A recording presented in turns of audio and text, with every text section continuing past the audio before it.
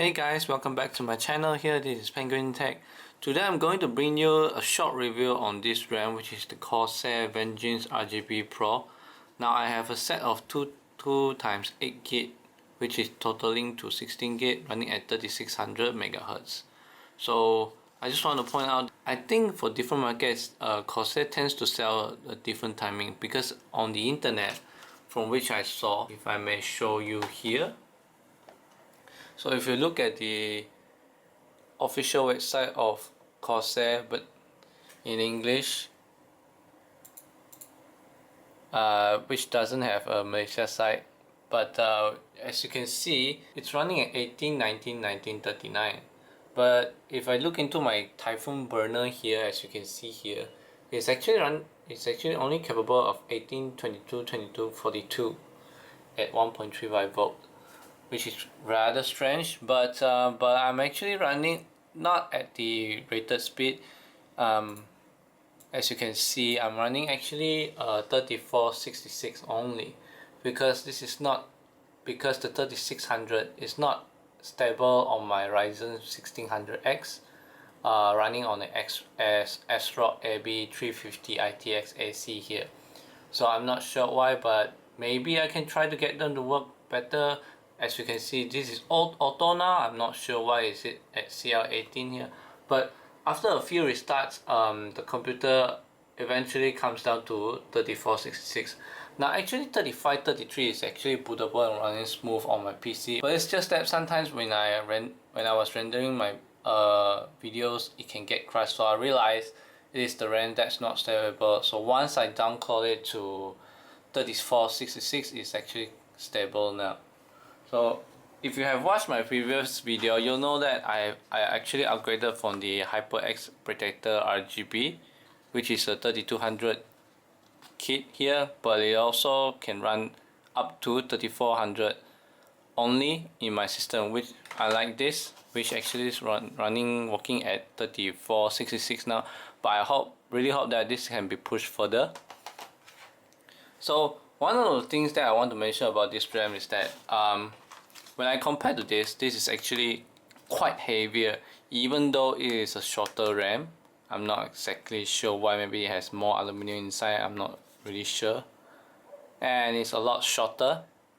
But however, the LEDs on these are super bright, I tell you. If you can look into my system now, you'll see that most of the light source is actually from the LED, from the RAM itself. It overshadows my fan light, even my graphic cards light, which is the Asus ROG Strix GTX 1070 here, which is crazy. If I shut off the light, you'll see that the light from the LED is super bright, and it's now shifting colors due to my settings here. So the RGB color here can actually be controlled using the Corsair iCUE software here. As you can see here, you can look at the temps now, which is at 40s for both of my sticks here, and you can set up your RGB, which is 1x2, 2x2, 1x4, 2x4. Now I think this is due to how many sticks you have on your motherboard. And so we can come into, I think, effects now. You can see that mine is actually dependent on my CPU temperature here, but there is actually a lot of other colors here, such as rainbow wave, spiral, rainbow, color shift, color pulse, color wave, rain, visor, sequential, marquee, I don't know, not sure what is that. Static color as well, multicolor, but I'm pretty sure this one is the same, it's just that it's interlinked with other RGB on your components. So example, let me show you a few now. I'll go into rainbow wave. So there's a slight delay, as you can see. Once I click, there is about a 2-second delay before the RGB effect comes in. So this is the RGB wave here. You can actually change the speed here, which is now on medium, or even the direction, which is right, left to right, up or down, whatever. Now let's try to change it to the fast, and you see that it changed very fast, and it's going upwards. If I go left, if I go down, and then I go to the slow speed here, you see that the light changes slowly and goes down slower as well. Now let's go into other modes. Let me show you a few more. Spiral Rainbow here.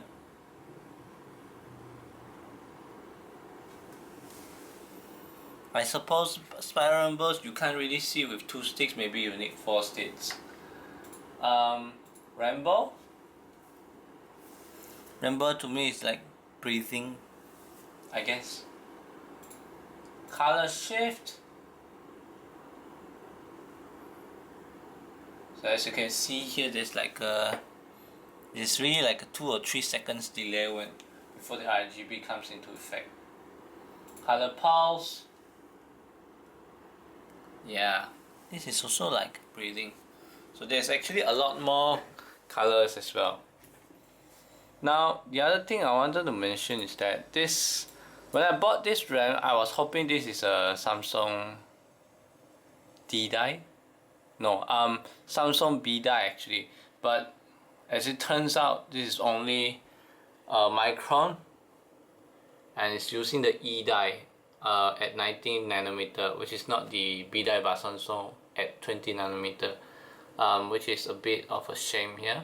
But as you can see, the Typhoon burner reached the minimum timing as 15, 15, 15, 36. I suppose this is running at 21, 33 here. And in the timing, you can see the timings here, which is weird, I guess. Running at 16, 18, 19, and 36. But everything is auto. I didn't change anything once it's plugged in. You can see the notification and graphics here. So I must say, the iCUE software seems very useful if you want to change the colors on your RAM, and it actually syncs on my Astro AB350, even though my motherboard doesn't officially support Corsair iCUE. But yeah, I'm quite satisfied with this RAM because it's very large. I mean, the LED, what I really like is that the LED lights are very prominent, and I really like it. Like, it really shines all of my parts in my PC now. And so in the future, I might try to overclock it and get it run to its rated speed. Hopefully I'll be able to upgrade my processor and motherboard soon so that my RAM works even better. So that's all for me, guys. Thank you for watching. Remember to like and subscribe and share my videos to your friends if you find this interesting. Bye.